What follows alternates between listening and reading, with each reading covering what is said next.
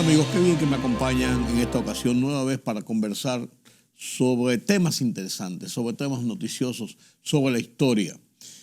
Tengo la oportunidad de conversar en esta ocasión con un hombre experto en la conducta humana, psiquiatra de profesión, estudioso de la conducta, y con él vamos a hablar de qué está pasando en el país, cómo se está manejando República Dominicana antes de la pandemia, después de la pandemia, cuáles son nuestros principales temas de aprehensión, nuestros principales temas de observación y de expectativas.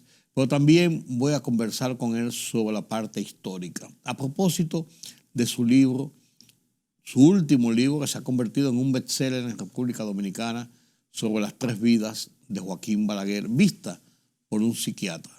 Y ese psiquiatra es José Miguel Gómez, con quien converso después de la pausa.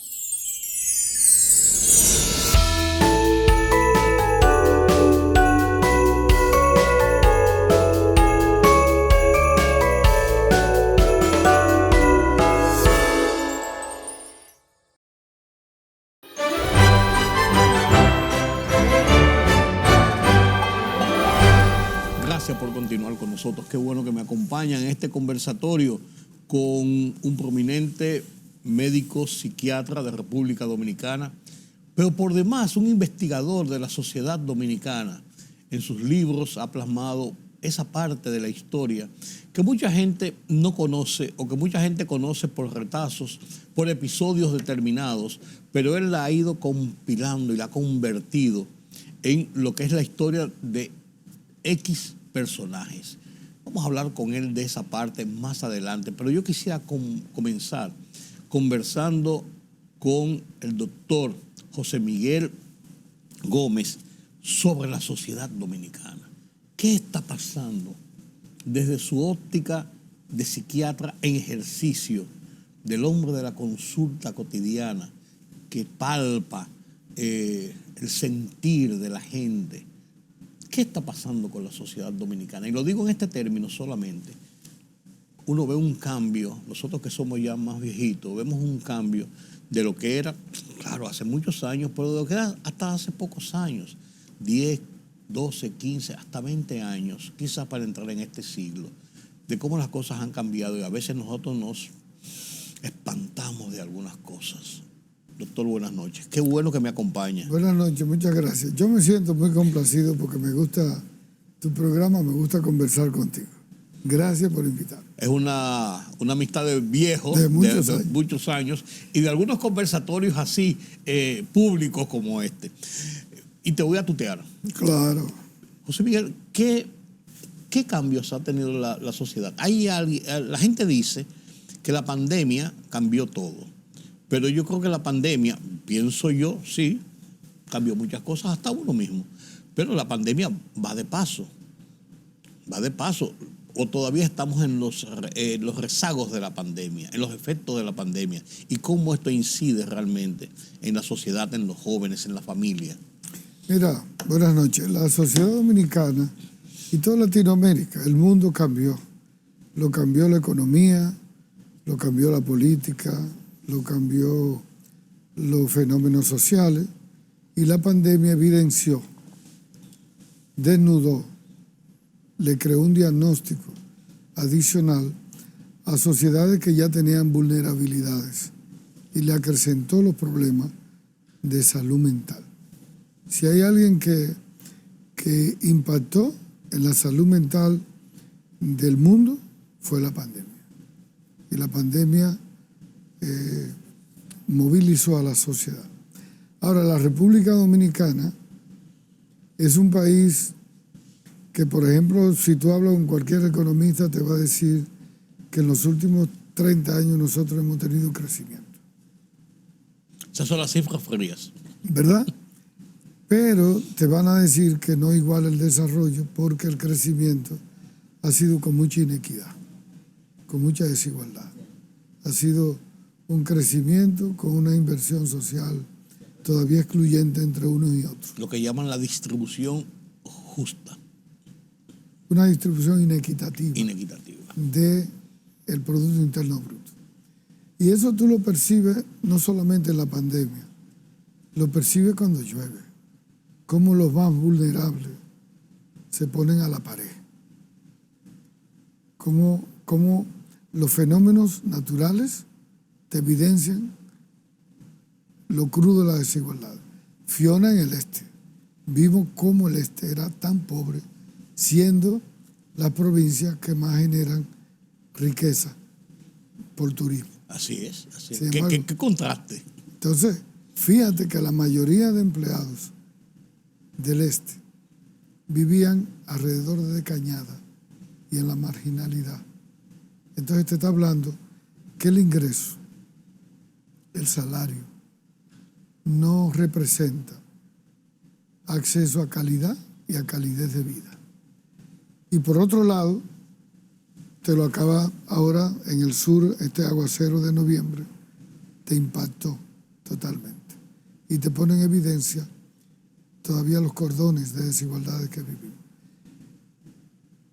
Por otro lado, los indicadores, República Dominicana está en el primer lugar de muerte por accidentes de tránsito.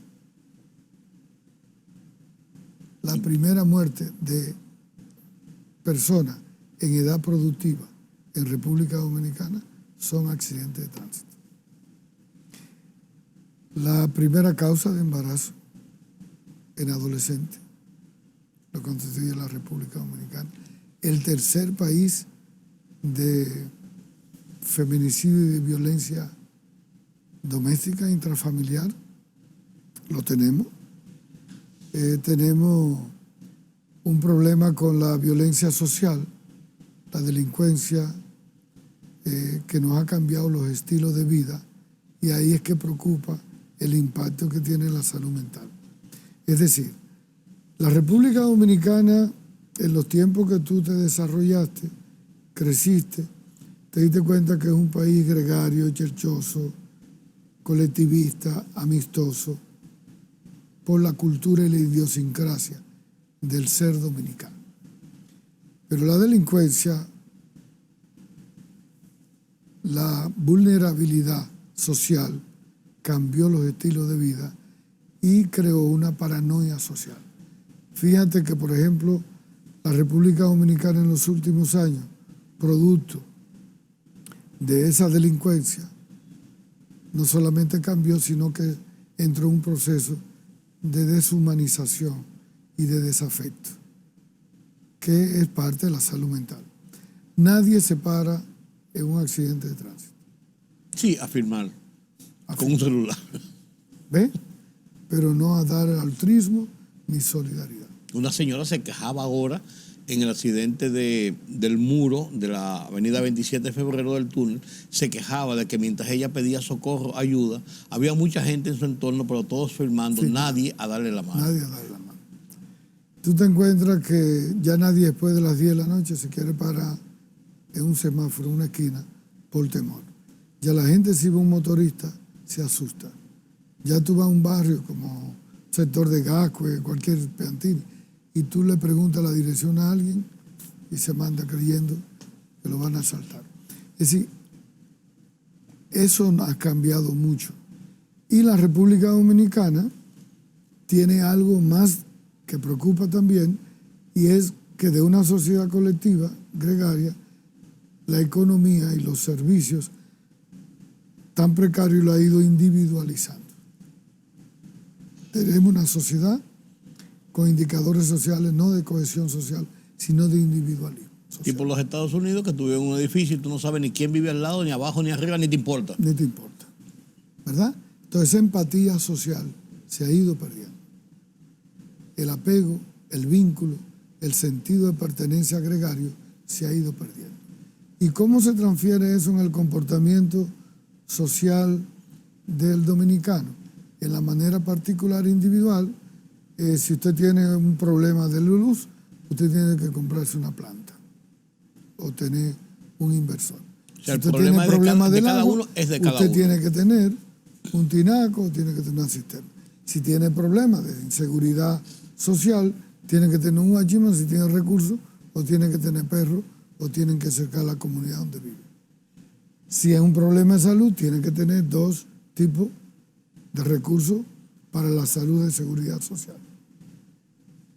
Entonces, eso te habla de que cada quien tiene que aspirar a resolver sus problemas de forma individualizada. ¿Deshumanizado el dominicano?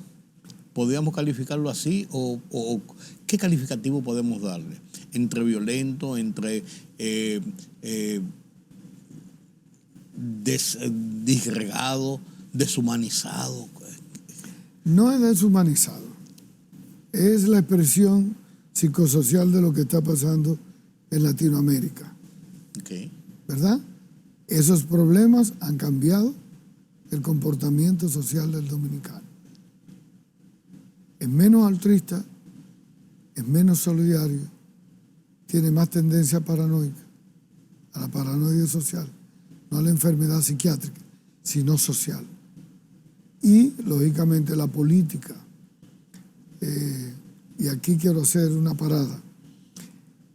Cuando tú mides el impacto de los resultados psicosociales de las nuevas políticas a los 20 años, que no es aquí que ha pasado en Latinoamérica y ahora está pasando con mayor impacto en Argentina, tú te vas a encontrar que la figura del clientelismo, que la figura del asistencialismo social, de los bonos, de la asistencia, para paliar y resolver problemas de pobreza, ha creado en todo el latinoamericano un comportamiento social de lo que le llaman en salud mental acatamiento social, parasitismo social, asistencialismo social.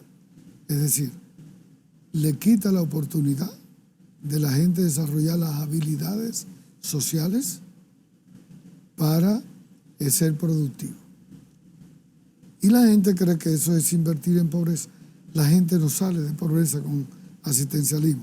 La gente se acostumbra, deja de protestar, pierde el espíritu social, le construyen como una prótesis al espíritu social y el individuo se va entrando en un acatamiento en lo que le llaman un individuo, diríamos, le decían antes reformista, no por el partido reformista, sino en un individuo que pierde los incentivos sociales para demandar.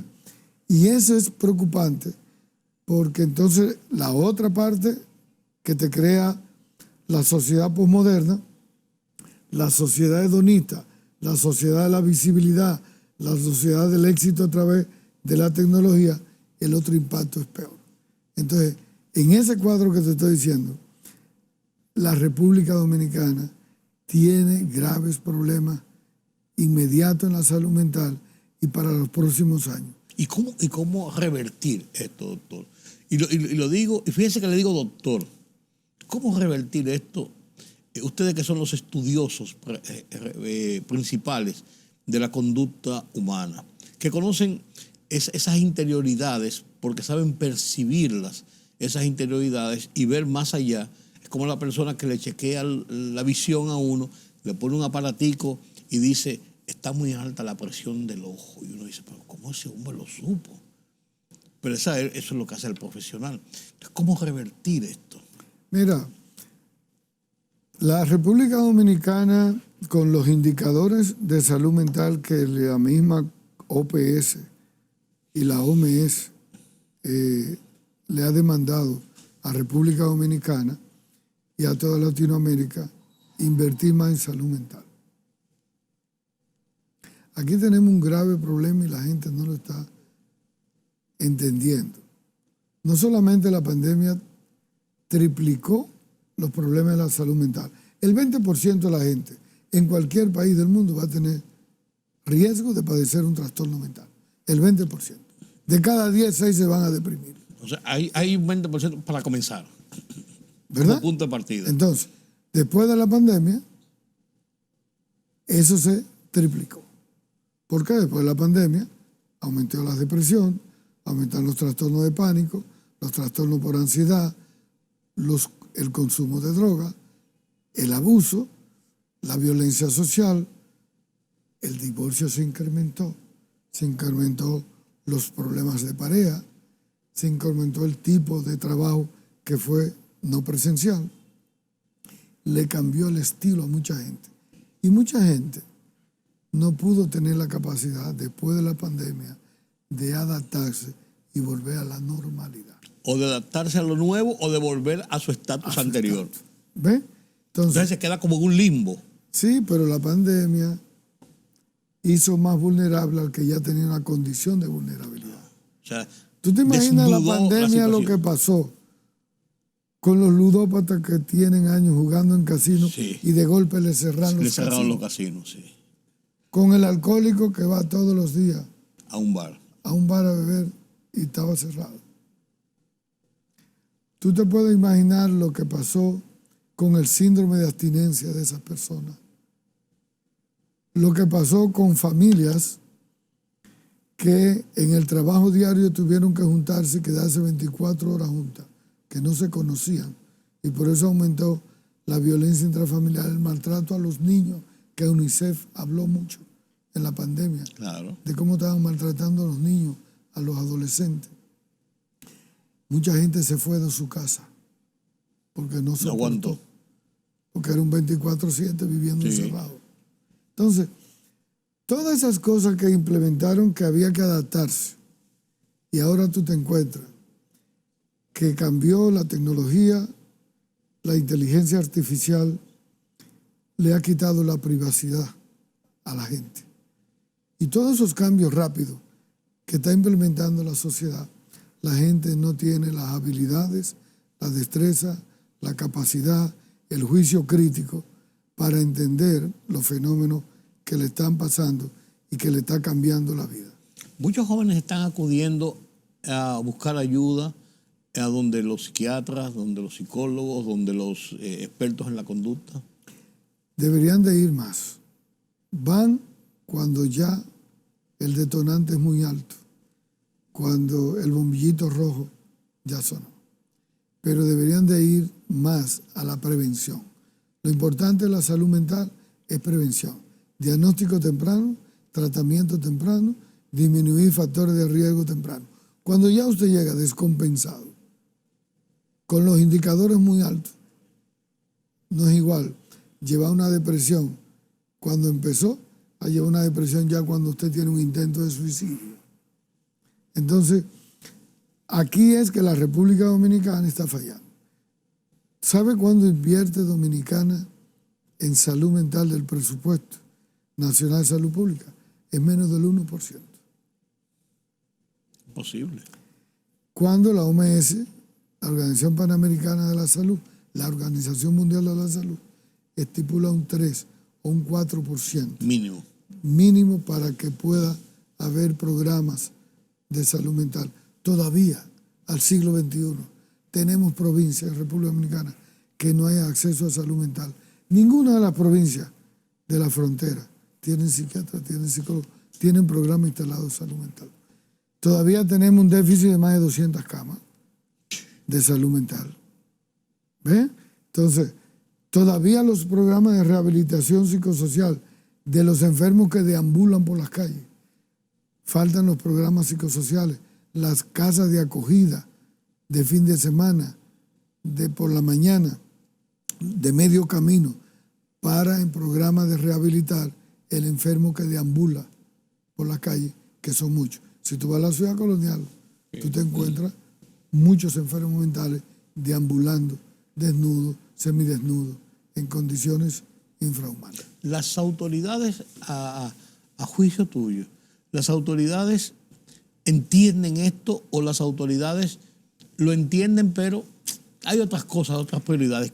¿Cuál es la realidad? Mira, la realidad es que el indicador lo conoce el Ministerio de Salud, lo conoce, lo hablan, lo socializan.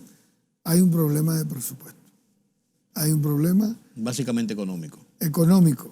Hay un problema. Las políticas sociales es invertirle dinero. Las prioridades, ¿verdad? Es invertirle dinero. Y en salud mental eso hace falta.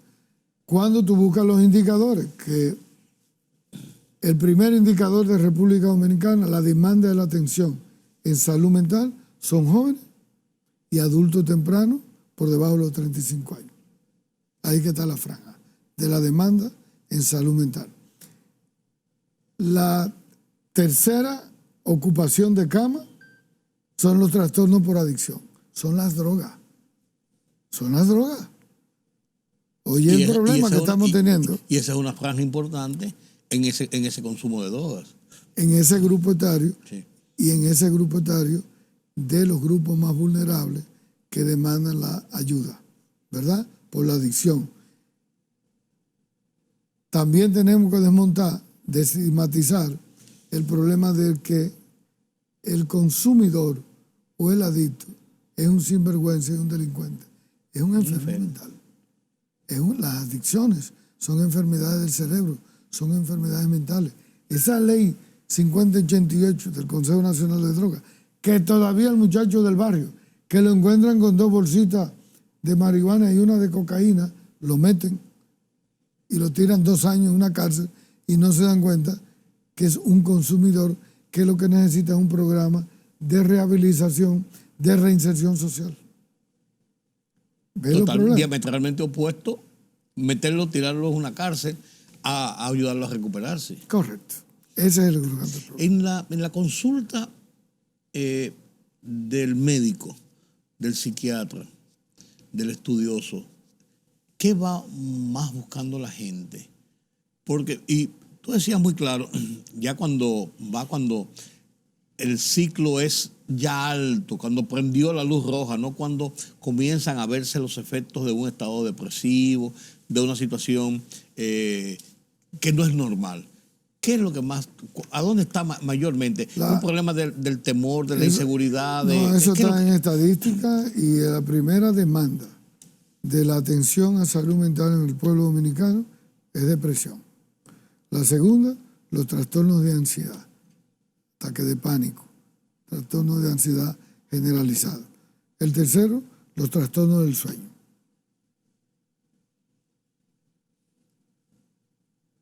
Cuarto, los problemas por adicciones.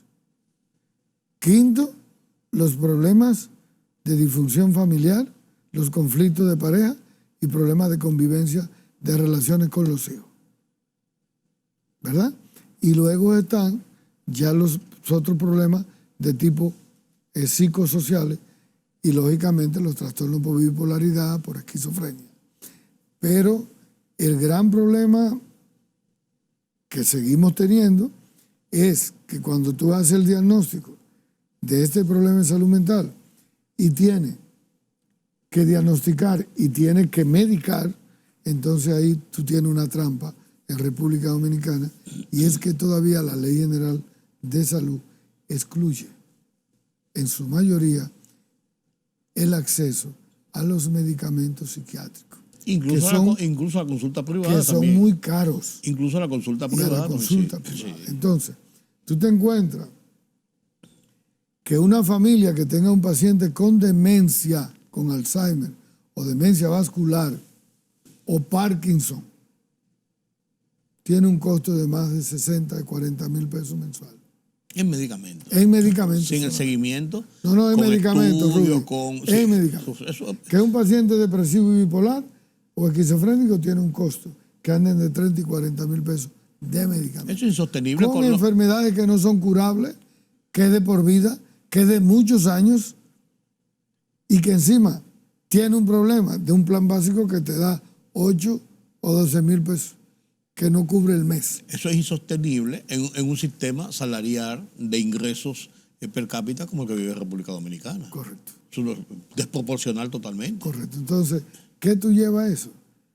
A más recaída de los pacientes, a más deterioro de la enfermedad. Incide en la misma familia, uno incide en todo. En todo. En todo, cuando una familia tiene... Entre tus amigos. En el contexto social, en el contexto de la exclusión y de una persona que se va a cronificar a edad temprana por ausencia de medicamentos.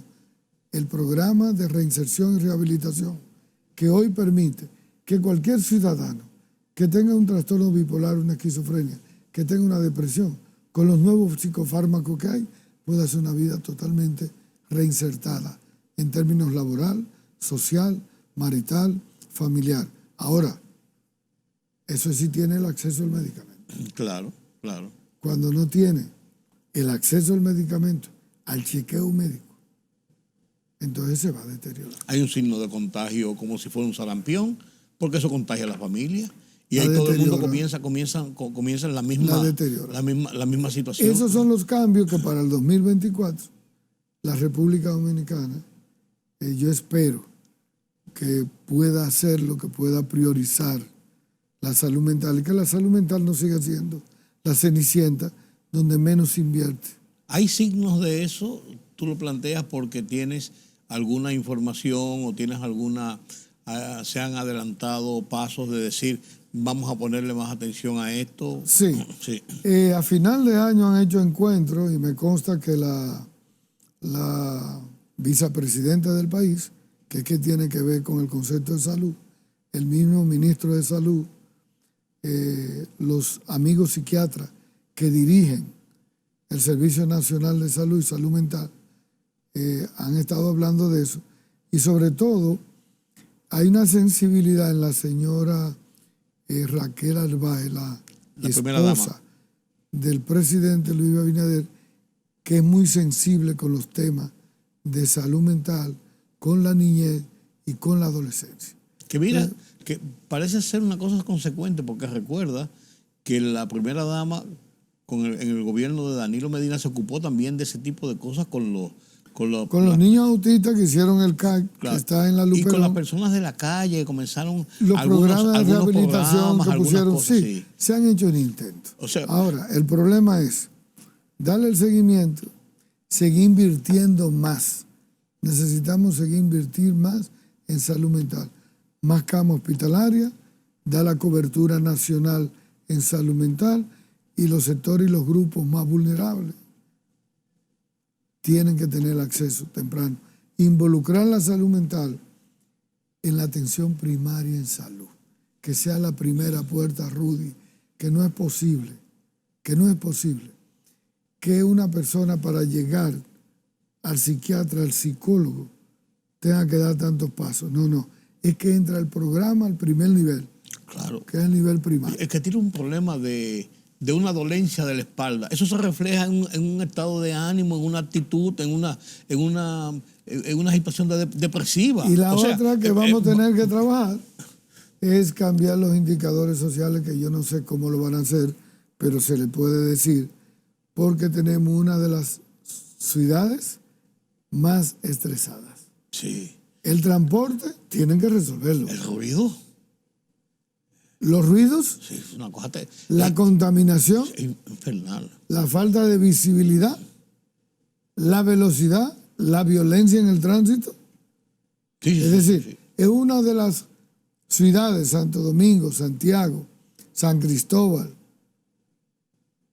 las ciudades donde la vida del estrés que tiene el ciudadano desde que se levanta es salir al tránsito en República Dominicana. A ver con qué me voy a encontrar hoy. Correcto. Yo tengo un artículo que voy a publicar en estos días de una serie que hice para los días de Navidad, precisamente, voy adelantando, y se llama Guerra Urbana. Guerra Urbana. Uno sale con pinturas de guerra. Yo no sé qué va a pasar hoy. Si voy a hacer todo lo tolerante posible, si voy a perder la paciencia, si voy a ceder a una provocación o si voy a provocar. Uno no sabe realmente, José Miguel. Es un reto cotidiano. Es un reto. El problema del tránsito tiene Santo Domingo que resolverlo. Y el ruido.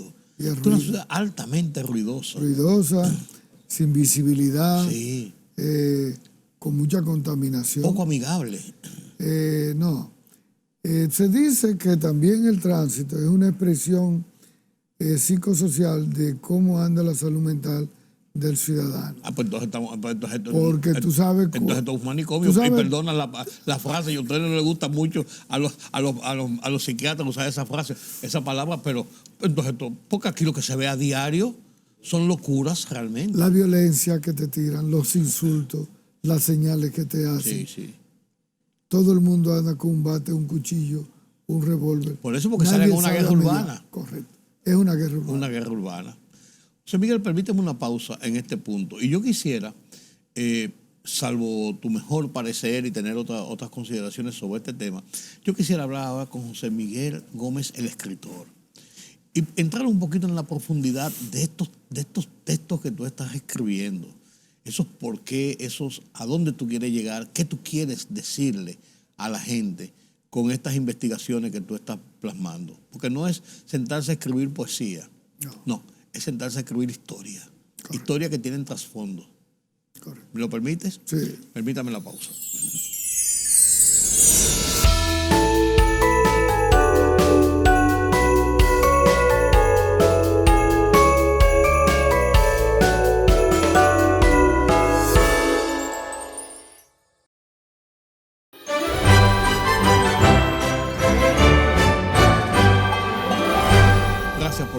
Nosotros converso con el doctor José Miguel Gómez, especialista de la conducta humana, pero también un hombre que dentro de lo que es su profesión y sus inquietudes sociales por conocer realmente la idiosincrasia, las actitudes, de dónde venimos, ha hecho investigaciones importantes.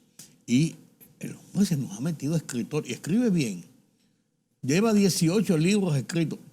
Eso no, porque usted dirá, bueno, hay gente que tiene y escribe cualquier cosa. Por ahí hay un amigo de nosotros que cada vez que pasa una cosa, en 10 días te escribe un libro. Y yo digo, bueno, qué capacidad. Pero no, estos son investigaciones, porque se quiere dejar un mensaje, se quiere indicar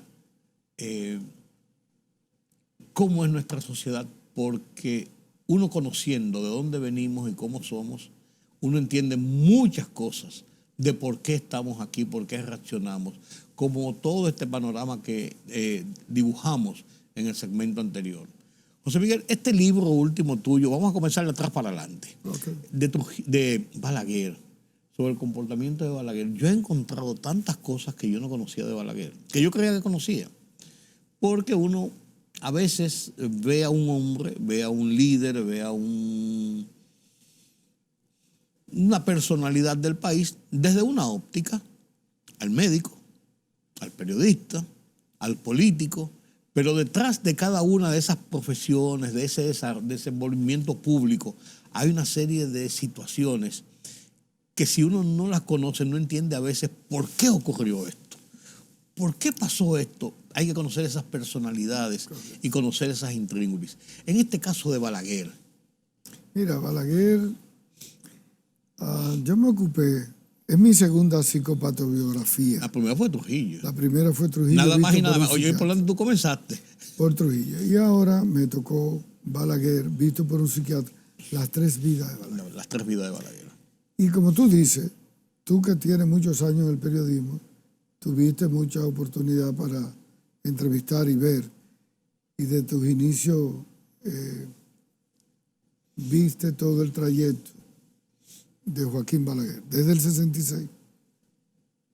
Pero Balaguer gravitó 70 años en la vida de la República Dominicana. Sí. Desde el 30, los 30 años de la dictadura, Balaguer los transitó. Y después del 66 al 78, ¿verdad? Y después del 86 al 96, Balaguer los transitó. Es decir, si hay un personaje que trascendió, que mayor trascendió en el siglo XX, fue el presidente Balaguer. Conocía a la sociedad dominicana, pero la sociedad dominicana no entendía ni conocía a Balaguer. ¿Por qué Balaguer no se casó? ¿Por qué Balaguer... Él decía que le gustaba levantarse del lado de la cama que quería. Esa fue su respuesta. Una de las respuestas, porque sí. A otra colega tuya periodista le dijo, porque no he encontrado una mujer como usted. Sí, claro. ¿Verdad? Sí. Pero esas eran defensas. Sí. Eso es lo que le llaman en psiquiatría proyecciones del doctor Balaguer. Al final no se sabía por qué no se casaba, incluyendo la respuesta que le da al dictador Trujillo cuando le molesta, le incumbe, ¿por qué usted no se casa? Y Balaguer le contesta, ¿para qué me voy a casar si tengo 5 mujeres en mi casa? Su mamá y sus 5 hermanas con las que vivía. Bueno, Pero una de las preocupaciones de Trujillo, de Johnny Aves y de todo el entorno del país era por qué Balaguer no tenía hijos. Y se hablaba por debajo de la casa, se hablaba por los rincones del país de algunos de los hijos del presidente Balaguer. Pero cuántos eran no se sabía.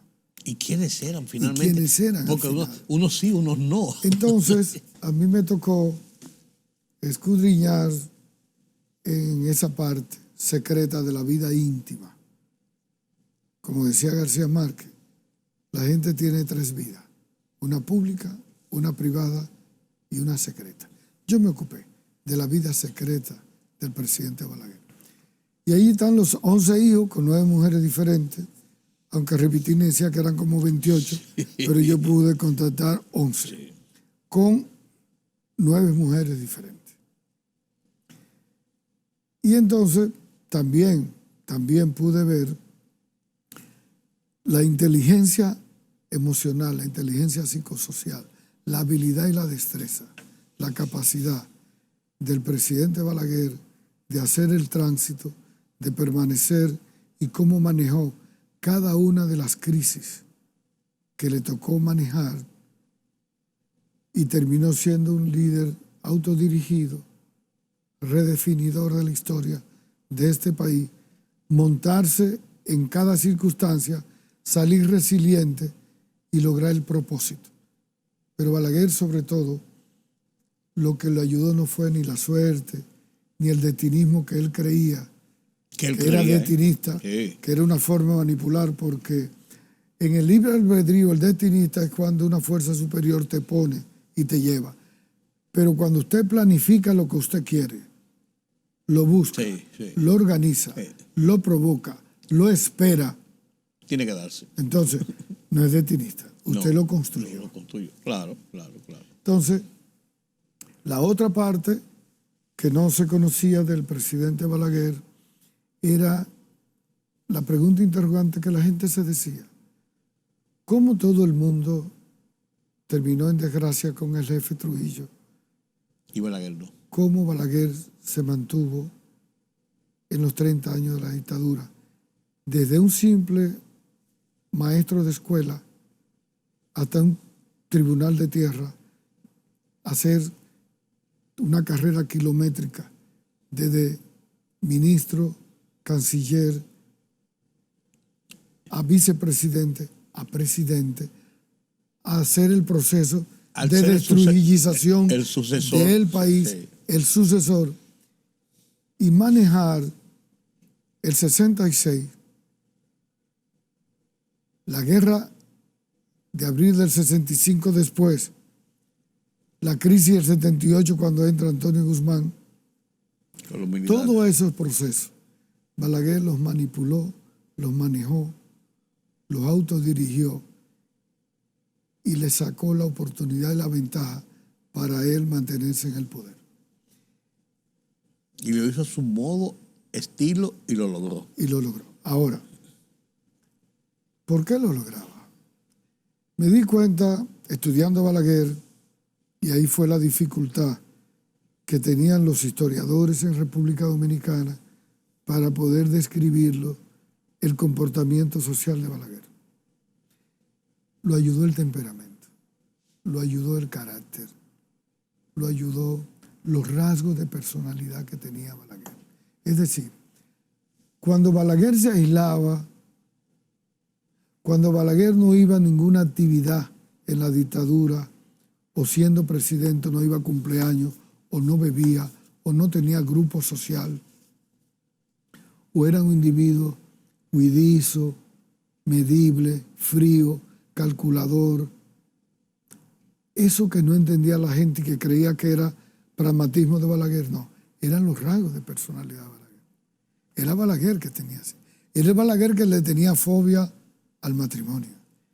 Era Balaguer que tenía la capacidad de ser uno de los mejores oradores del país como político. Sin embargo, era el hombre tímido para poder verbalizar y expresar un amor y demostrar una afectividad. Fíjate que las mujeres que tuvo Balaguer Ninguna la conquistó Balaguer.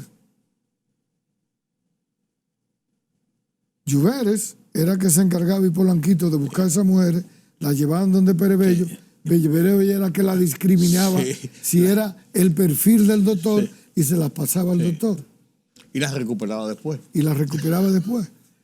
Bueno, todas esas cosas, como Balaguer, wow, cuando yo descubrí y adentraba en la psicopatología de Balaguer, en el comportamiento psicosocial, me pude dar cuenta, y ahí fue que me busqué lo que tú te buscas como escritor cuando eres transparente con los grupos adversos. Cómo Balaguer manejó, controló, anuló, silenció a los adversarios políticos dentro y fuera del partido. Mira, Ruy, Balaguer manejó a Rafael Leónidas Trujillo. Balaguer supo manejar a todo el grupo de la dictadura, excepto una persona. Hay una persona en la dictadura que conocía bien a Balaguer y lo olfateaba y lo describía y se lo decía al jefe Trujillo. Johnny Aves. Johnny Aves siempre le decía al jefe, ese enano, refiriéndose a Balaguer, no es de fiar.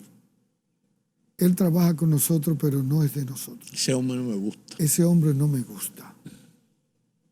Y Trujillo le decía, investígalo. Y Johnny Aves investigaba a Balaguer. Y le decía, no bebe, no fuma, no da braguetazo, no tiene cuenta, no tiene casa, no tiene grupo, solamente va donde los vecinos, vive con las hermanas y con la madre. No había forma de cogerlo en un desliz. Y en 3 oportunidades, el dictador, para conocer a Balaguer, en el 58 le propone la vicepresidencia.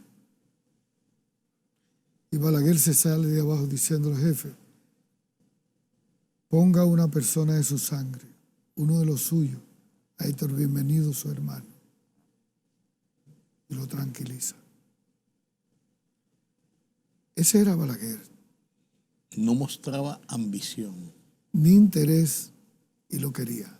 Pero Johnny Aves decía, y lo dijo, ese hombre que no me gusta, que no es leal, que no es fiel, Balaguer es de Balaguer. Bueno, pues Balaguer se fue, Balaguer no pasó la antorcha, Balaguer no dejó a nadie, no nombró a nadie, no señaló a nadie, no protegió a nadie, no delegó en nadie, y fue un líder así, egocentrista, adicto al poder. Esa era su vida. Terminó en una adicción al poder, pagó las consecuencias de los adictos y sobre todo manipuló desde Augusto Lora a Fernando Álvaro Bogar, a Víctor Gómez Berger, a Jacinto Peinado, a todos. Balaguer los utilizó, los anuló y no los apoyó en los momentos más difíciles. Bueno, pero Balaguer también manipuló la oposición. Balaguer supo controlar las emociones de Vox. Sí. Balaguer supo manejar y utilizó hombres grises para manejar a Peña. Y supo cómo dividirlo. Y supo cómo controlarlo. Pero igual lo hizo con la izquierda dominicana. Al día de hoy, ¿a dónde está la izquierda dominicana? Es el único país latinoamericano que no hizo el giro hacia la izquierda. Durante la Guerra Fría, claro. No lo hizo. No. Entonces, Balaguer manipuló todos los procesos psicosociales. Ahora la pregunta que yo me hacía. ¿Por qué los intelectuales, por qué los políticos dominicanos, por qué la izquierda, por qué la iglesia, por qué los grupos de poder no controlaron a Balaguer, no anularon a Balaguer. Se creía que con la destruidización cuando se fue al exilio, ¿por qué le dieron otra oportunidad a Balaguer? Porque el 78 cuando llegó Guzmán pensamos, ya no volvía a Balaguer. Y todavía al final, en el 96, que se creía que era otra cosa, Balaguer manipuló el proceso.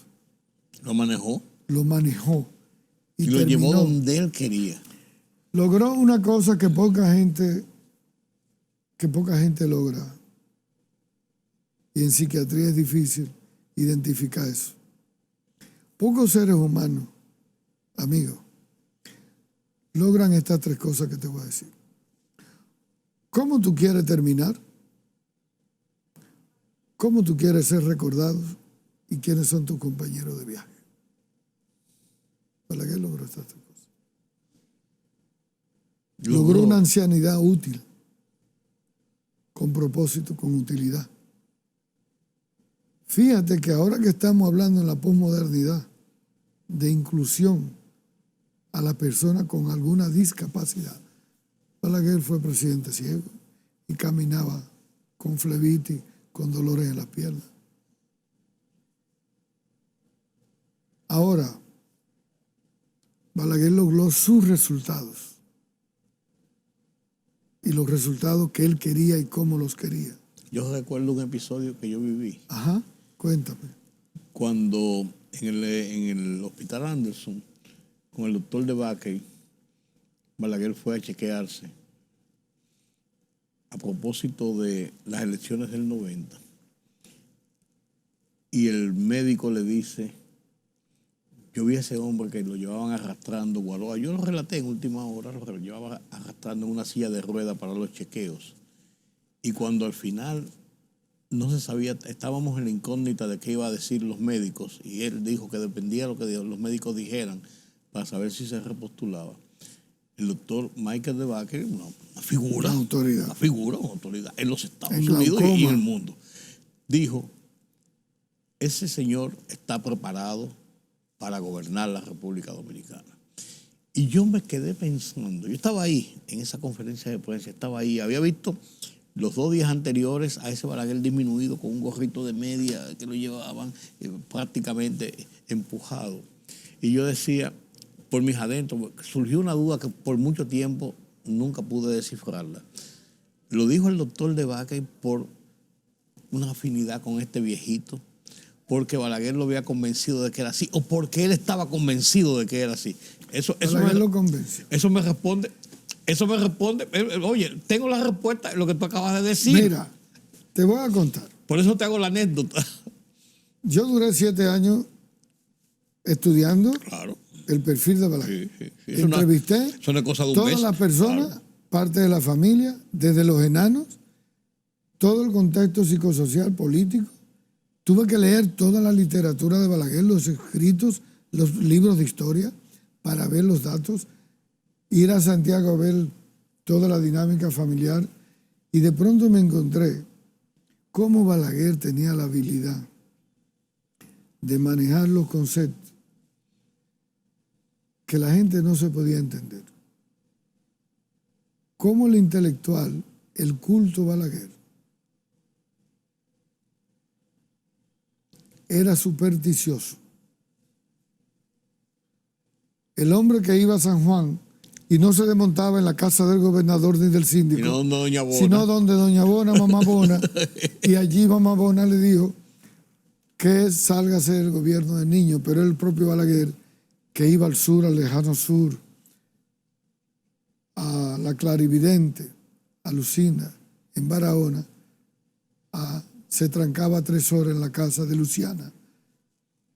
Y la gente entonces decía, es Balaguer que se le cae el helicóptero en Villa Altagracia, y sale a decir que la Virgen de Altagracia. Invoca a la Virgen de Altagracia, claro.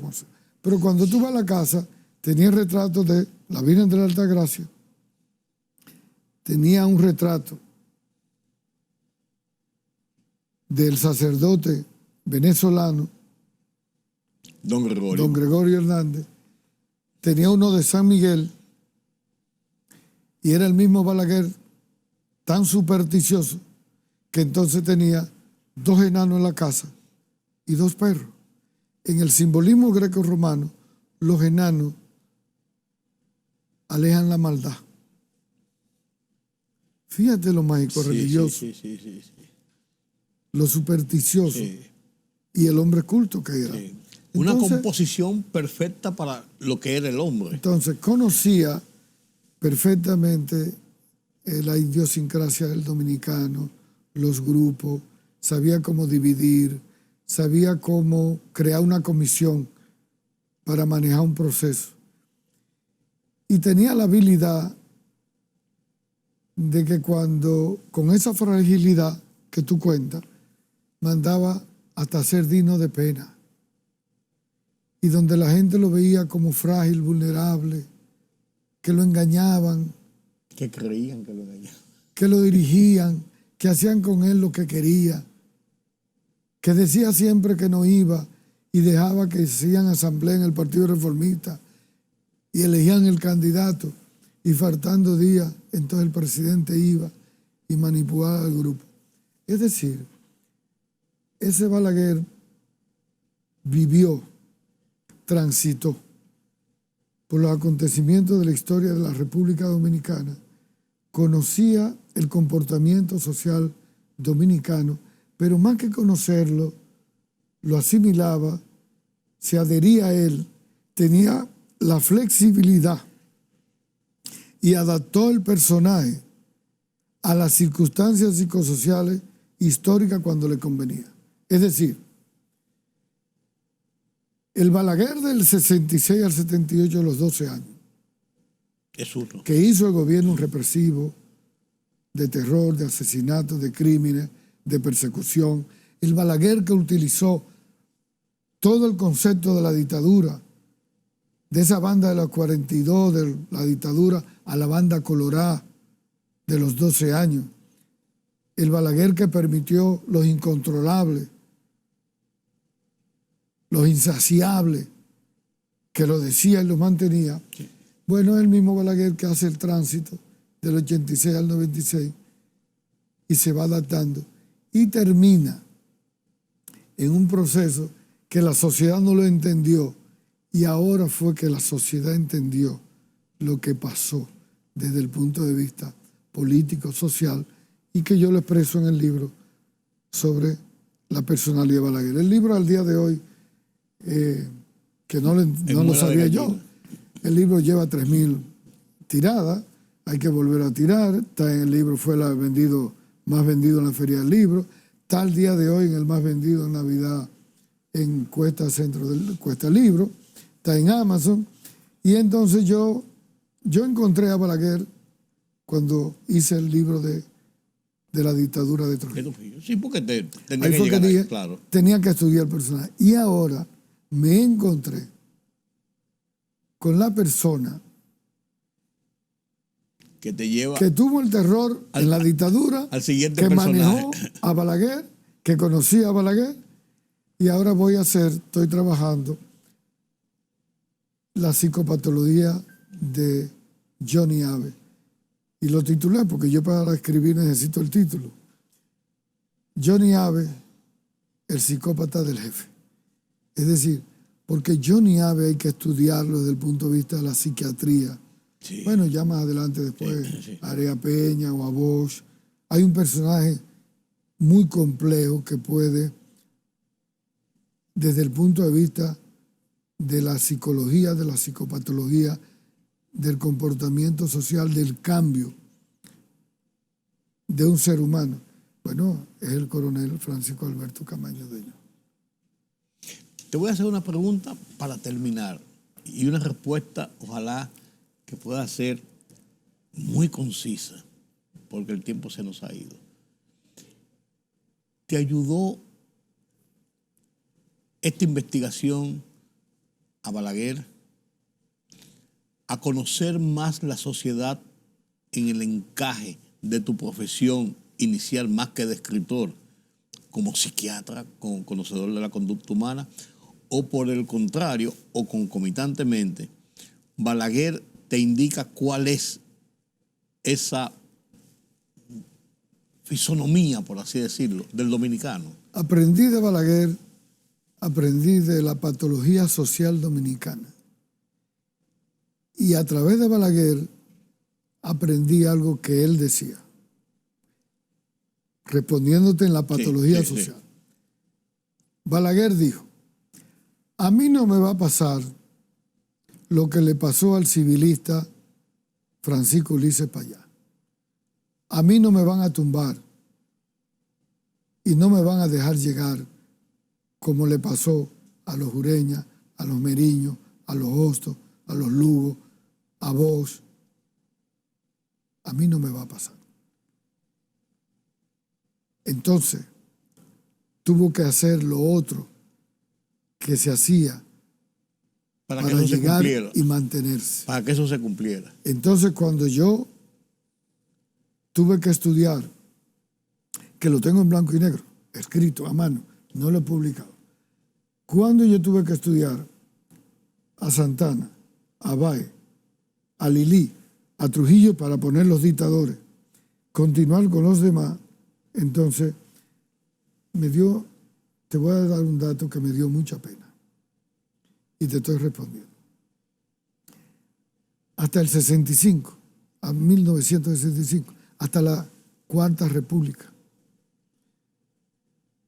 Lo que voy a decir me apena mucho, pero lo voy a decir.